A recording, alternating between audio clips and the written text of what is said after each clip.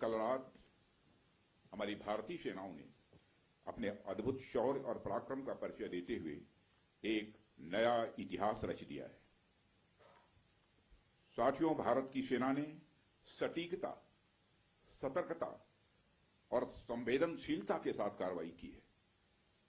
हमने जो लक्ष्य तय किए थे उन्हें ठीक समय तय योजना के अनुसार सटीकता से उन्होंने ध्वस्त किया है और किसी भी नागरिक ठिकाने, सिविलियन पॉपुलेशन को जरा भी प्रभावित न होने देने की संवेदनशीलता भी हमारी सेना ने दिखाई है।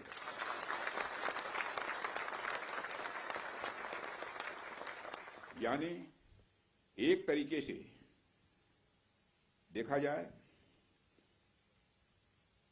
तो हम कह सकते हैं एक तरीके की सटीकता, सतर्कता और मानवीयता यह हमारी भारत की सेना के जवानों ने दिखाई है,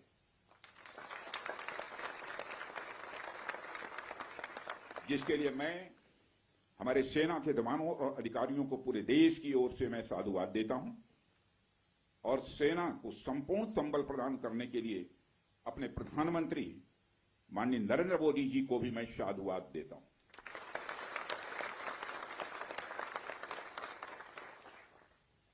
मित्रों, हमने हनुमान जी के उस आदर्श का पालन किया है जो उन्होंने अशोक वाटिका उजाड़ते समय किया था।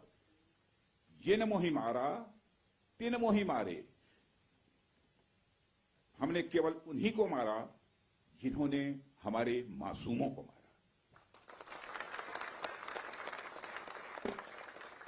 साथियों, प्रधानमंत्री श्री नरेंद्र मोदी के नेतृत्व में हमारी सेनाओं ने ऑपरेशन सिंदूर लॉन्च करके पहले की तरह ही इस बार भी आतंकियों को ट्रेनिंग देने वाले कैंप्स को तबाह करके करारा जवाब दिया है। भारत ने अपनी सरजमी पर हुए हमले का जवाब देने के लिए अपने राइट टू रेस्पॉन्ड का इस्तेमाल किया है और हमारी यह कार्रवाई बेहद सोच समझकर सधे हुए तरीके से की गई है। आतंकियों के हौसले पस्त करने के उद्देश्य से यह कार्रवाई महज उनके कैंप्स और इंफ्रास्ट्रक्चर तक ही सीमित रखी गई है। मैं पुनः हमारे आर्म्ड फोर्सेस के शौर्य को मैं नमन करता हूं।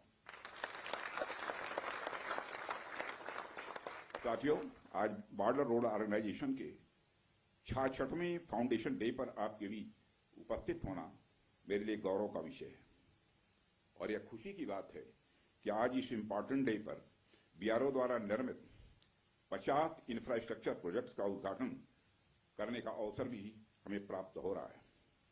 मैं आप सभी का आभार व्यक्त करता हूं कि आपने मुझे यहां आमंत्रित किया है।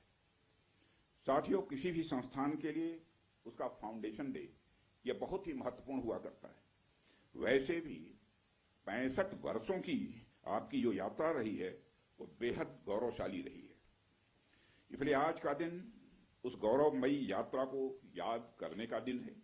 इसके साथ साथ यह दिन ठहर कर सोचने का भी दिन होता है कि अपनी अब तक की यात्रा में हमने क्या क्या हासिल किया है और यह हमारी अब तक की कार्य प्रणाली का विश्लेषण करने का भी यह दिन है। साथ ही यह एनालिसिस करने का भी दिन है कि भविष्य में हमारी राह क्या होनी चाहिए। साथियों, मैं देख पा रहा हूं कि वीडियो कॉन्फ्रेंसिंग के माध्यम से देश के अलग अलग क्षेत्रों से हमारे कई साथी जुड़े हुए हैं। अक्सर हम उद्घाटन के अवसर पर बड़ी बड़ी संस्थाओं का और बड़ी बड़ी एजेंसीज का नाम तो लेते हैं, परंतु ऐसे कई कर्मयोगी हैं जो पर्दे के पीछे रहकर काम करते हैं। किसी प्रोजेक्ट को पूरा करने में उनका योगदान भी बेहद महत्वपूर्ण होता है। इसलिए मुझे लगता है कि आज का दिन उनके योगदान को एक्नॉलेज करने और एप्रिशिएट करने का भी दिन है। साथियों, आज जम्मू कश्मीर, लद्दाख, सिक्किम, मिजोरम, अरुणाचल प्रदेश, पश्चिम बंगाल और राजस्थान में कई प्रोजेक्ट्स का उद्घाटन हुआ है। कहने को तो ये हम सारे फिजिकल इंफ्रास्ट्रक्चर हैं, लेकिन मैं इन्हें सिर्फ फिजिकल इंफ्रास्ट्रक्चर ही नहीं समझता।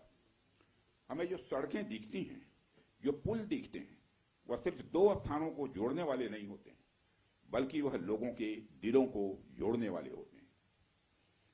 इन प्रोजेक्ट से राष्ट्रीय सुरक्षा को तो मजबूती मिलती ही है, साथ ही साथ यह प्रोजेक्ट इन सभी रीजन्स को इकोनॉमिक प्रॉस्पेरिटी को भी बढ़ावा देते हैं।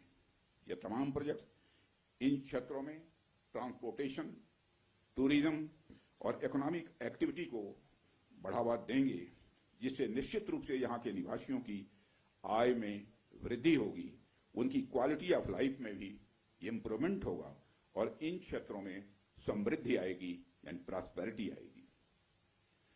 साथियों, मुझे बताया गया कि आज जिन इंफ्रा प्रोजेक्ट्स की शुरुआत